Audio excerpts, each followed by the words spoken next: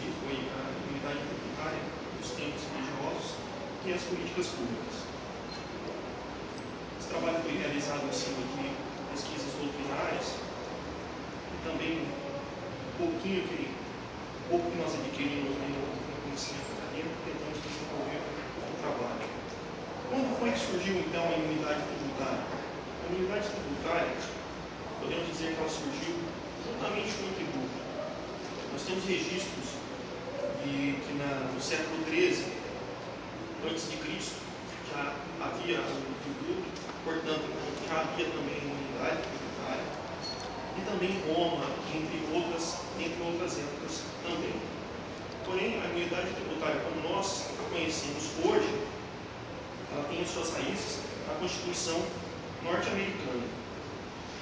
Um conceito que é bastante direto e bem abrangente é trazido por Joaquim Antônio Carrasco, que ele disse que a imunidade tributária é um fenômeno de natureza constitucional que torna incompetente as entidades tributantes para instituir tributos sobre alguma situação ou pessoas. Um outro conceito parecido com esse, para reafirmar esse conceito, é o de Paulo de Barros Carvalho, que ele afirma que a imunidade estabelece de modo expresso a incompetência das pessoas políticas para expedir regras instituidoras de tributo. Ou seja, aquela pessoa política que até então ela é competente para instituir o tributo, ela se torna incompetente para criar o tributo através da Constituição. Na história das constituições do Brasil, a imunidade tributária ela está presente.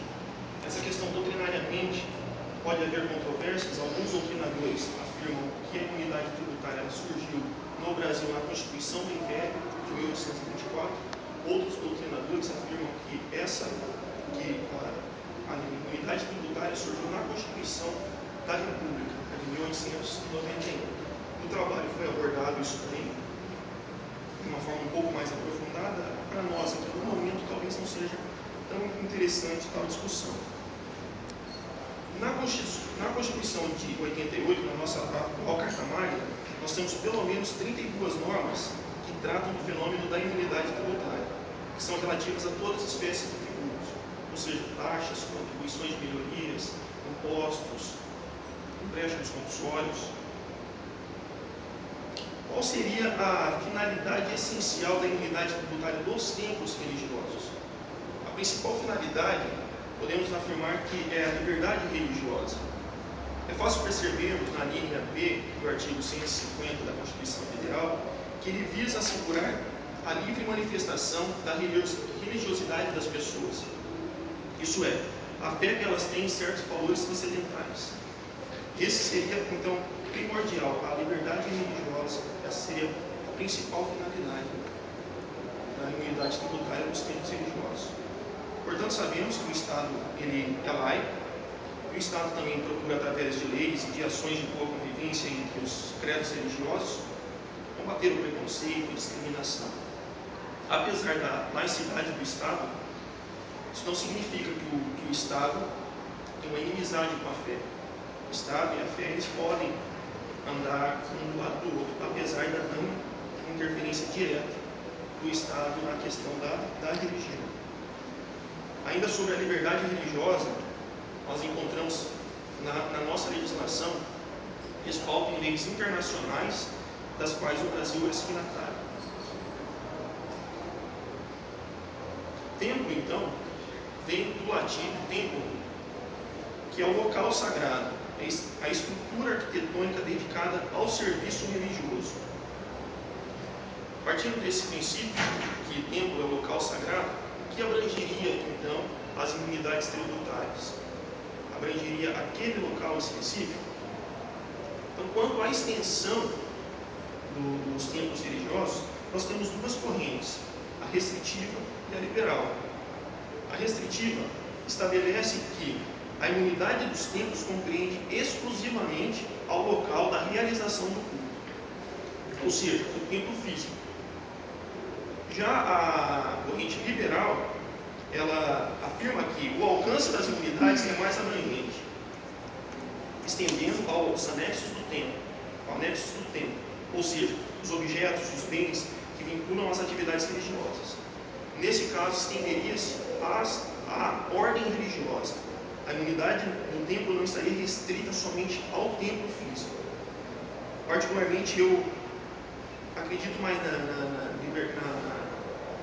na corrente liberal, pois entendo que o Constituinte estabeleceu a imunidade tributária visando a liberdade religiosa. E a liberdade religiosa se alcança não só com a imunidade do templo físico, do local específico, mas sim de toda a ordem. Existe todo um aparato para que o culto se realize no templo religioso. Conforme dispõe o parágrafo 4º do artigo 150 da Constituição, a imunidade tributária dos templos refere-se somente ao patrimônio, à renda, os serviços essenciais relacionados com a finalidade essencial do culto.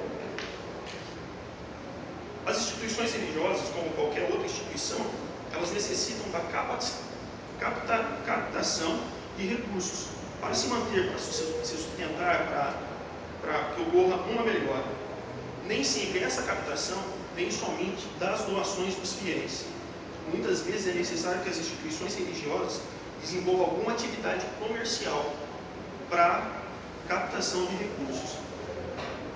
E essa captação de recursos, ela também seria imune ao tributo ou não? Essa é uma questão bastante conturbada diante do tema. Existem também duas correntes que falam, que estabelecem sobre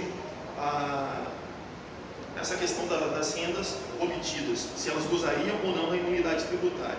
A primeira corrente afirma que se a renda obtida for decorrente da prática religiosa, esta renda estaria imune a tal tributação. A segunda corrente afirma que, independentemente de ter a prática comercial em sua essência, o que é necessário apenas é que a prática comercial seja convertida para sua finalidade essencial, ou seja, o culto religioso. Na primeira corrente, então, nós temos que, se o templo ele vende santinho, vende vela ou algum elemento essencial para o culto, essa renda ela seria imune. Para a segunda corrente, ela afirma que, independente da venda, da comercialização, ter essência no culto, se a renda for revertida para a finalidade essencial, para o templo, para o culto, ela então é imune. Pelas pesquisas que eu fiz, a tendência maior hoje dos doutrinadores é essa segunda corrente, onde a renda, se ela for retornada para o templo, ela estaria imune. Na questão das políticas públicas e as imunidades tributárias do templo religioso, para falarmos desse assunto, eu entendo necessário explicar o que é o Estado. Para Dalmo de Abreu Dallaire, Estado é a ordem jurídica soberana, que tem por fim o bem comum do povo, situado em determinado território. Maria das Graças Rua, ela defende que a política visa a solução pacífica dos conflitos da sociedade. Conflitos esses que podem surgir da necessidade ideal das pessoas e que pode ser também esses conflitos uma das fontes motoras. Através do surgimento desses conflitos podem surgir então as políticas públicas para a solução desses conflitos. As políticas públicas são na realidade resultantes da atividade política e que esta consiste na resolução pacífica, então, as políticas públicas consiste na resolução pacífica dos conflitos, o processo essencial da preservação da vida em sociedade. Políticas públicas também pode ser definida como o governo, em conjunto com outros setores da sociedade, desenvolvendo atividade em busca de uma melhoria de vida da população.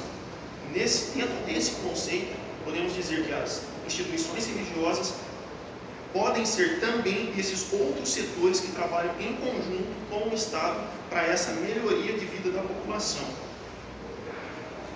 Mais especificadamente, na questão religiosa, Dostoiévski, ele escreveu que o ser humano tem no peito um vazio do tamanho exato de Deus. Para onde nós olharmos na história da humanidade, o ser humano ele sempre está buscando o espiritual, ele sempre está em busca de algo superior, de uma força superior. Desde os primórdios da história da humanidade, é assim.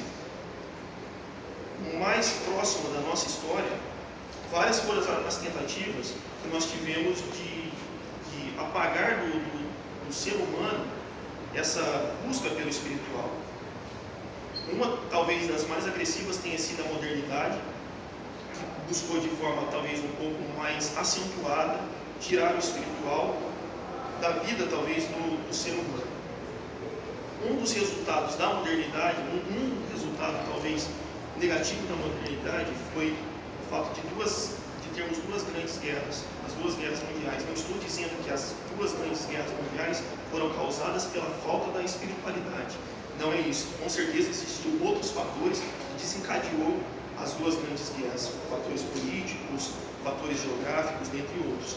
Mas podemos afirmar que um dos motivos tenha sido talvez tenha sido a falta da espiritualidade. Pode-se dizer hoje que depois da modernidade que o homem busca muito a questão religiosa, a questão do espiritual. Apesar de todo o desenvolvimento da ciência e tecnologia e também do ateísmo ser desenvolvido hoje, nós temos uma grande busca do ser humano hoje pelo espiritual, pelo mundo espiritual. Nós contemplamos hoje empresas abertas ao mundo espiritual, grandes corporações abertas no mundo espiritual e desenvolvendo esse espiritual dentro das suas corporações. O Estado na pós-modernidade, entendendo a necessidade e a carência do ser humano em professar alguma fé, pelo menos no que diz respeito aqui no nosso mundo ocidental, concorda com Durkheim que as instituições religiosas servem como um instrumento de coerção social. Visando essa coerção, o Estado com o intuito de auxiliar e manter o equilíbrio social. Com o intuito de manter esse equilíbrio social, o Estado permite e estimula que as instituições religiosas, através das liberdades e através das imunidades fiscais. Então, o que busca o Estado através dessas imunidades é isso, o equilíbrio social. A imunidade tributária dos tempos religiosos tem respaldo, então, na nossa Carta Maior, visando, então, a liberdade. E também, apesar de vivermos em um mundo conturbado, a sociedade, através da religião, pode encontrar um respaldo para continuar vivendo de forma harmônica em sociedade. Então, a ideia central do trabalho foi apresentar e abordar a imunidade tributária dos tempos religiosos de forma geral, procurando inserir dentro desse tema o contexto das políticas públicas. Para encerrar, com relação ainda desse equilíbrio social, eu gostaria de citar uma frase de Blaise Pascal, que eu coloquei na epígrafe do meu trabalho, que diz assim: muito barulho assusta, muita luz ofusca, muito prazer incomoda, muita mocidade ou muita velhice embota o espírito, muita instrução pestifica.